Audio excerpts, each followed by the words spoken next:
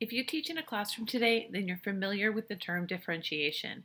And if you're like me, you may have a love-hate relationship with this term. Classrooms today are complex, and trying to teach to the individual instead of the group feels overwhelming most of the time.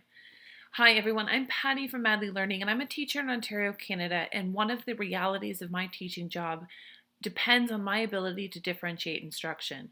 For the month of March, I invite you to join me as I dig deeper into what differentiation means in the classroom and how to do it effectively without wanting to pull your hair out. As a classroom teacher of combined grade classrooms, with often a high proportion of students with special education needs, I am no stranger to a difficult class that comes to me at all different levels. Being that it's just me in the classroom, with all of my students, I've learned some tips and tricks to differentiate and hone my skills in order to survive. As a result, I have become one of those crazy teachers that actually enjoys teaching splits, and this is primarily because it helps to support differentiated instruction. Join me all this month as I delve deeper into understanding what effective differentiation is and share with you my insight and experience as a differentiated teacher. Plus, if you stay tuned to the end of the video, I'm going to tell you how to get the companion resource for this, and which gives you reference guides for your planning binder and a weekly planning cheat sheet to help you plan your differentiation in your lessons. If you're ready, please join me as we dig in and get a little deeper. Differentiated instruction is a word that is used all the time in education today. However, I do feel that it's often looked at as something that is time-consuming and difficult. Teaching is like bowling. Try to roll a ball down the middle and get most of the students. To me, this is a very traditional idea of what teaching is, but it is certainly not differentiation. With differentiated instruction, you're not just serving the students in the middle, but you need to serve all of the students, those in the middle and those on both ends of the learning spectrum. There are four main components to differentiated instruction, and differentiation happens with teachers when they vary the content of their instruction, the process that students take, the products that are created, and finally, the classroom environment. When you vary the content of your instruction, first you need to present the instruction at different levels, presenting students with different learning styles, and all students can benefit from presenting information in a variety of ways. Although a student may not be one type of learner, presenting information in a variety of ways ensures that more students have the opportunity to comprehend what you are teaching them.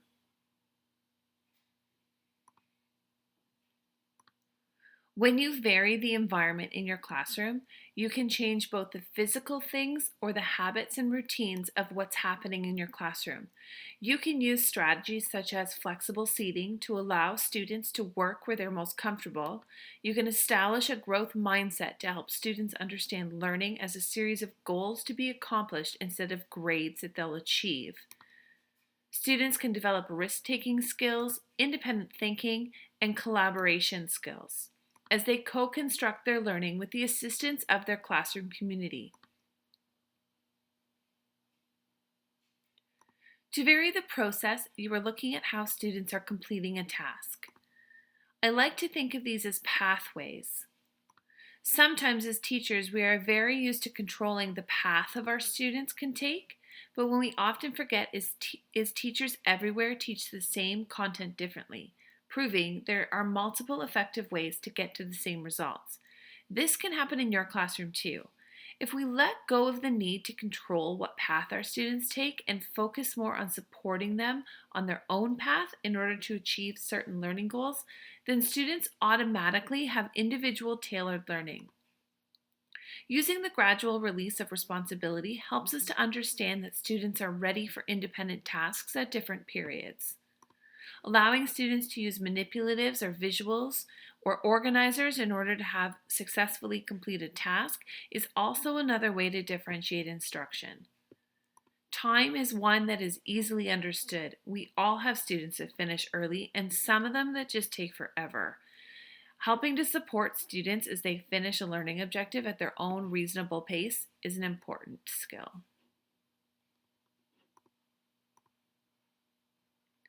Differentiating the product is one of the easiest things a teacher can do to differentiate instruction. It begins with focusing on allowing the students to choose how they will complete a set of criteria by giving them options and choice and giving them ownership in their own learning. It helps put some skin in the game for them. They're not simply just receiving the instruction, but they're actively participating in the construction of their learning. Some call this approach the inquiry-based learning. Allowing students to choose multiple pathways is an important tool to begin using in our classroom. Open-ended tasks allow you to give the same looking product, but not expecting the same product produced by each student. This gives multiple entry points for students to access the same task in different ways. Being responsive to student needs is the beginning of how to start looking at differentiation and gives the framework to begin to understand why and how we differentiate. We will be digging deeper at this concept in upcoming lesson series, so stay tuned. Differentiated learning tasks take into account the learning preferences, interests, and readiness of our students. We need to ensure that these features of differentiation trickle down through our teaching and learning cycles and impact our planning, instruction, and assessment. Learning happens best when a learning experience pushes the learner beyond his or her independence level, is a wonderful quote by Vygotsky. Understanding that student readiness is important for differentiation will help you to get ready to differentiate. Students must be working in their zone of proximal development. You must understand as a teacher where they currently are, where they need to go, and what steps they will need to take to get there. Assessment done frequently will help you to determine where they are and what they need, which will make differentiating your instruction much easier. But what essential beliefs do we need to have as teachers to create an environment of real differentiation? First off, we need to set a culture of high expectations for all students, understanding that every student can achieve, regardless of some of the barriers or challenges that they may encounter. Ensuring that students are receiving the same opportunities for higher order thinking. It can't be just your gifted and talented kids that are capable of this. We need to ensure that all of our students have the opportunity to show higher order thinking skills, even though we may need to figure out a way to allow this to happen that may be less than traditional. Art, music, and physical literacy are great avenues for students to explore in untraditional ways. These allow students to build on some of their less than traditional strengths and show their thinking. Giving students a choice in their own learning. Doing this gives students ownership, but it also decreases our control as teachers. This can be messy and scary when you first begin, but trust me, it's so worth the price of admission once you see it working. We need to understand the difference between fairness and equality. We really have to move past our hangups when it comes to students are doing different things that we perceive isn't fair. There's a fine line between accommodation and modification and when it comes to differentiation. And again, we're going to dig into this again as well because I think it needs its own video. But I find that I often have to talk myself out of this dated way of thinking to understand that equal and fair are two totally different concepts. Some kids need glasses, others do not. Just like some kids need tech to complete their work, while others don't. Be clear with students about learning goals and success criteria. This is another really important concept that we need to keep in mind when differentiation. Without clear learning goals and success criteria that are referenced frequently and shared with students, then they don't know what they're doing and they don't know why they're doing it. In the past, I've asked colleagues to come into my classroom during working periods and ask my students, what are you doing and why are you doing that? They really should always be able to answer this question. They should know that everything you do in your classroom has purpose and meaning, and it's not busy work, or work simply because you said follow my instructions because I said so. Differentiation is not when everyone gets the same. This picture certainly looks what school looked like for me. Well, minus a black and white picture, but we did sit in rows and read a textbook and answer questions. And if everyone is doing the same thing in the same way because we're told to, that is often not differentiation. Listen, sometimes it does happen. You can't get around it, and there's nothing horrible about it. Sometimes you simply just need to give them something out of a textbook, or they need to just memorize facts and knowledge building. And rote learning isn't horrible, especially when it comes to things like learning your times tables or learning how to spell the word because.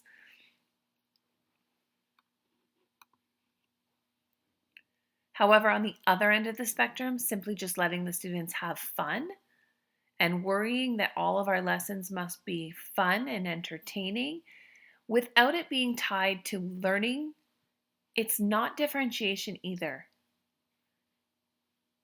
Just having a fun lesson that's not tied to learning goals is just as ineffective as students sitting in rows all doing the same task. I mean, surely the students are more engaged when they're looking at their tablets or doing some fun, energizing activity.